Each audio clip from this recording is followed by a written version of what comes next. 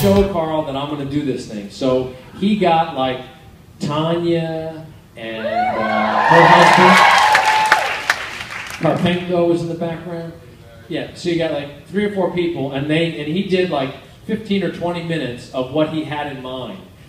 They shot it like on a basketball court sort of thing, and I'm just telling you, I watched this thing, and it was truly awesome and insane. And that's when the name was born. It was truly insane. I mean, literally, everybody was like laying flat down. Karpenko had a water bottle and threw it against the wall because he couldn't do it anymore. Shaun's just like, you're done, you're done. And Shaun's just like, you people can't hang, I'm going to finish this myself. And he did the last 5 minutes.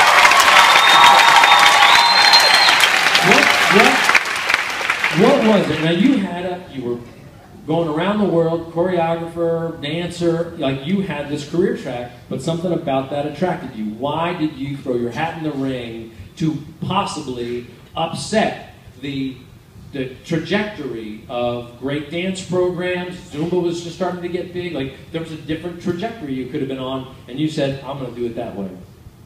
I don't really think it was a conscious effort, really. I grew up playing sports, and I don't know if a lot of you know this, but when I was 8 years old, I asked my mother if I could be a ballerina. Like, I literally walked up and I was like, can I be a ballerina? And she's like, I don't think little boys are ballerinas. So it literally like left my mind, and so I played football, I ran track, I did all these things.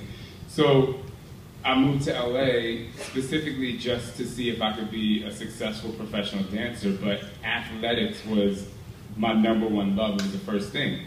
So, you know, when Larry was like, yeah, you know, we're looking for someone to do, you know, an insane program, I was like, why doesn't he just let me do it? And she was like, he said, you're just a dance guy. And I was like, he just really does not know who I am. But, you know, so that's why I did. I mean, it's in my blood. So one of the stories that a lot of people have heard is that I can't act out the full scene. But my very first day of track practice in high school went like this. No, I'm not going to act it out. Coach says, all right, everyone, go out to the track, run a mile. In order to make it on the team, you have to do it under 6 minutes. So you're like, what? But being the competitive person I am, I go out and I run that mile in under 6 minutes, and I wanted to throw up, literally die. And then we finished that, and he was like, okay, let's stretch. I'm like, fine. And then, no, we didn't stretch yet. We ran a mile, then we started doing drills across the football field. We were doing these. Then we had to run back doing these. Then we had to run back. This is 50 meters of this, doing these. This is what we did. This was the, you know, then we had to run down through the cones, doing this, right? So when I did that, so we did that, and we were like exhausted after like, I don't know, it was like the 6 minute mile, and then it was like maybe 5 to 10 minutes of those drills. And so we were like, oh my God, that was hard. I wonder what we're gonna do tomorrow. And he was like, that was just a warm up. Literally, that's exactly how it happened. And I remember I was in the best shape of my life after 2 months. Like, that was spring training. After 2 months, we started running our meets. And obviously our meets were like about a month and a half. And I just remember being in peak physical condition. So when the insanity thing came out, or, you know, when I was able to go out and produce this thing, or give them my idea of what it was, I'm like, this is easy. But the craziest thing happened after we did the warm-up and we stretched. He says, all right, we're gonna do 8 400s. When you finish one, you get a 30-second rest, and then you gotta do it again. And I was like, are you serious? Like, this is crazy. We had 1 minute and 15 seconds to finish these, you know, 1 minute 15 to 2 minutes to finish these 400-meter hurdles. So that's all insanity was. And so that was when I was 15 years old, 14 years old, and I was just like, this works. Like, how do I put this method into what I want to show Carl? And so I woke up at 5 a.m. one morning, and I sat at my dining room table, and I literally mapped out this workout, and I called all my friends. And actually, the video that we shot was in a dance studio. Get into it.